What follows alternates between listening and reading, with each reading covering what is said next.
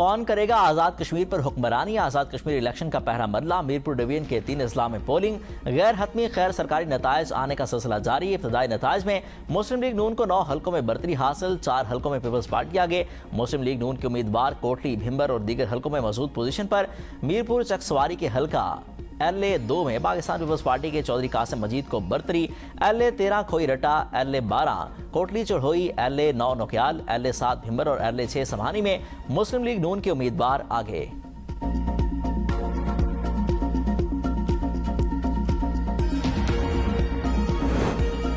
Mirpur division کی 13 نشستوں پر تگڑے مقابلے۔ LA-1 میرپور سے نون لیگ کے اظہر صادق اور پاکستان پیپلز پارٹی کے افسر شاہد میں مقابلہ۔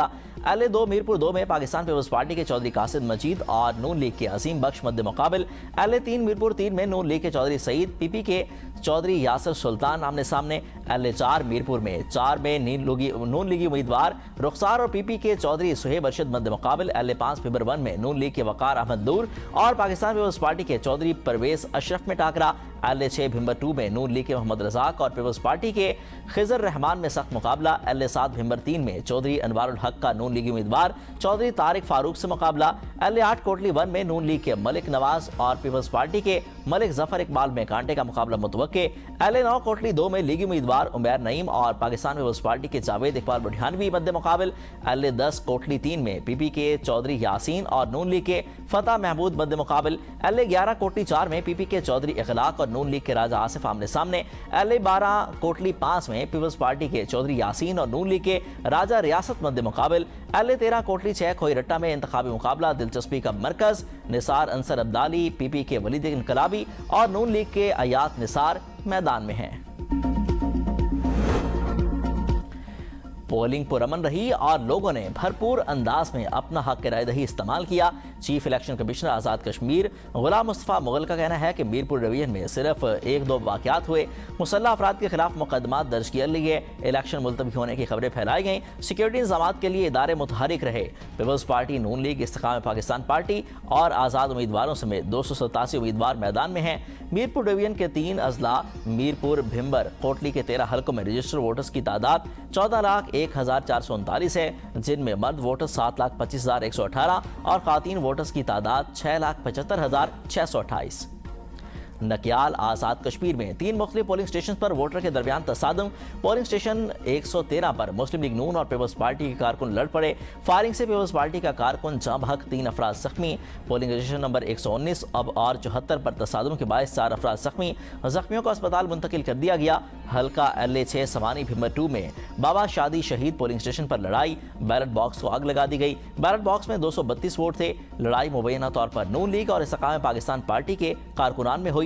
حلقہ LA-6 میں انتخابی ہنگامہ رائی، ڈسٹرکٹ مجسٹریٹ کا نوٹس، IPP امیدوار اور ملوث حامیوں کی گرفتاری کے لیے چھاپے، 20 ملزمان گرفتار۔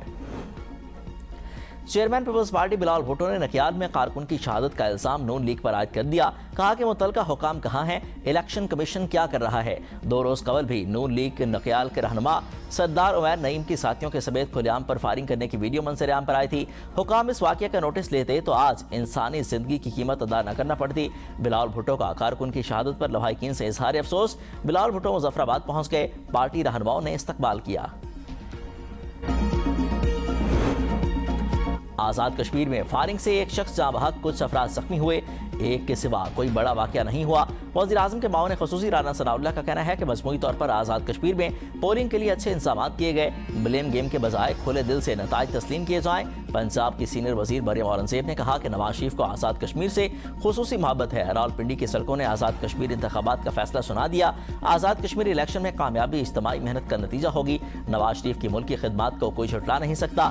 موٹر ویز، دھماکے، سڑکیں اور تعلیمی منصوبے نواز شریف کے دور کی نشانیاں ہیں۔ شہباز شریف نے پنجاب میں تعلیمی اور ترقیاتی منصوبے شروع کیے۔ مریم نواز نے 2.5 سال میں پنجاب میں بھرپور محنت سے عوام کی خدمت کی۔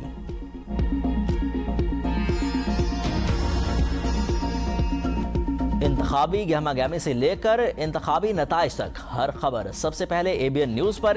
انتخابی نتائج کی سب سے بڑی کوریج، ہر ووٹ کی خبر، ہر حلقے کی صورتحال، عوام کی آواز، انتخابی منظرنامہ اور مستند معلومات۔ آزاد کشمیر انتخابات دکھا رہا ہے ABN نیوز اور دیکھ رہا ہے پورا پاکستان۔ امریکہ ایران کشیدگی میں کمی کے بعد عالمی منڈی میں خام تیل کی قیمتیں گر گئیں۔ عالمی منڈی میں تیل کی قیمتوں میں 6% سے زائد کی کمی ریکارڈ۔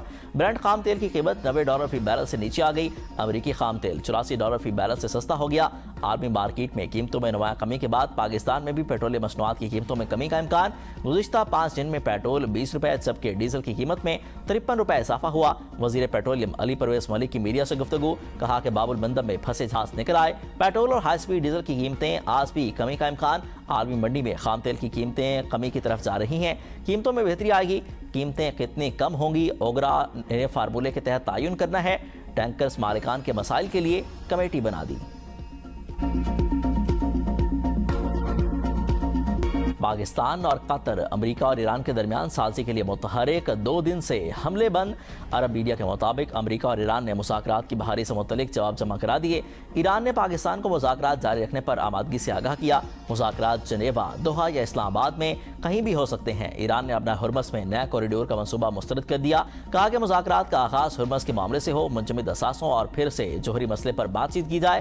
ترجمان ایرانی وزارت خارجہ اسماعیل بقائی کہتے ہیں، امریکہ سے مذاکرات کی بحالی کی کوئی درخواست نہیں کی، ایسا کرنا ہماری فطرت میں نہیں۔ سازشوں کے ذریعے پیغامات کا تبادلہ جاری، خود مختاری کا دفاع ترجیح ہے۔ ایران نے مفاہمتی یادداشت کے تحت 30 دن کے اندر اپنا ہرمز سے محفوظ گزرگاہ یقینی بنانے کا وعدہ پورا کیا۔ اس مدت کے ختم ہونے سے پہلے ہی امریکہ نے مبینہ بحری جہازوں کے واقعات کو جواز بنا کر نئے حملے کر دیے۔ گزشتہ 1 سال کے دوران تیسری بار مذاکرات کے دوران حملے کر کے ایران کی سفارتی کوششوں کو دھوکہ دیا گیا۔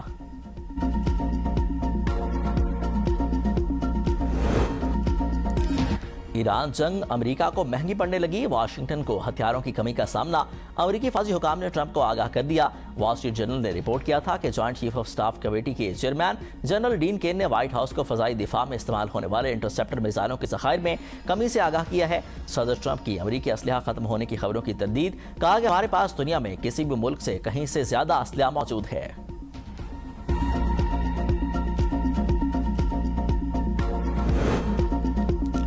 امریکہ کے ساتھ کسی بھی سمجھوتے کے لیے صہیونی جارحیت کا خاتمہ لازمی ہے۔ ایرانی سپریم لیڈر مجتبیٰ خامنہئی کہتے ہیں، حزب اللہ کے خلاف مضبوط چٹان کی طرح ہیں۔ ایران نے لبنانی جنگجوؤں کا دفاع اپنی اسٹریٹجک پالیسی کا حصہ بنا لیا۔ صدر مسعود پزشکیان نے امریکی حملوں کو جنگی جرائم قرار دے دیا۔ ذمہ داروں کا عالمی سطح پر احتساب کا مطالبہ۔ مشیر سپریم لیڈر میجر جنرل یحییٰ رحیم کہتے ہیں، دشمن اب دباؤ کے ذریعے ایرانی قوم کے عزم کو کمزور نہیں کر سکتے۔ ایران روس کو ہتھیار فراہم کر کے یوکرین کے خلاف جنگ میں شامل ہو چکا۔ یوکرین کے صدر زیلنسکی کا برطانوی نیوز چینل کو انٹرویو، کہا کہ ایران نے روس کو ہزاروں شاہد ڈرونز فراہم کیے۔ روس ایران کی امریکی خفیہ اڈوں کی خفیہ معلومات فراہم کر رہا ہے۔ ایران معلومات کی مبینہ طور پر حملوں کی منصوبہ بندی اور نقصانات کا جائزہ لینے کے لیے استعمال کر رہا ہے۔ جولائی کے آغاز سے خلیجی ممالک اور امریکی فوجی تنصیبات پر روسی سیٹلائٹ سرگرمیوں میں اضافہ ریکارڈ کیا گیا۔ ایرانی وزیر خارجہ عباس عراقچی کہتے ہیں، یوکرین نے اسرائیل کے کہنے پر ایرانی جہاز کو نشانہ بنایا، جواب ضرور دیں گے۔ تجارتی جہاز پر یوکرینی حملے کو اقوام متحدہ کے منشور کی کھلی خلاف ورزی ہے۔ ایرانی پارلیمنٹ کی قومی سلامتی اور خارجہ پالیسی کمیٹی کے سربراہ ابراہیم عزیزی نے کہا کہ ایران کے خلاف کسی بھی اقدام کی ہمیشہ قیمت چکانا پڑتی ہے۔ یہ اصول آج بھی برقرار ہے۔ امریکہ اور اسرائیل اس حقیقت سے بخوبی آگاہ ہیں۔ یوکرین کو بھی شاید جلد احساس ہو جائے کہ ایران اس کے اقدام کا جواب دیے بغیر نہیں چھوڑے گا۔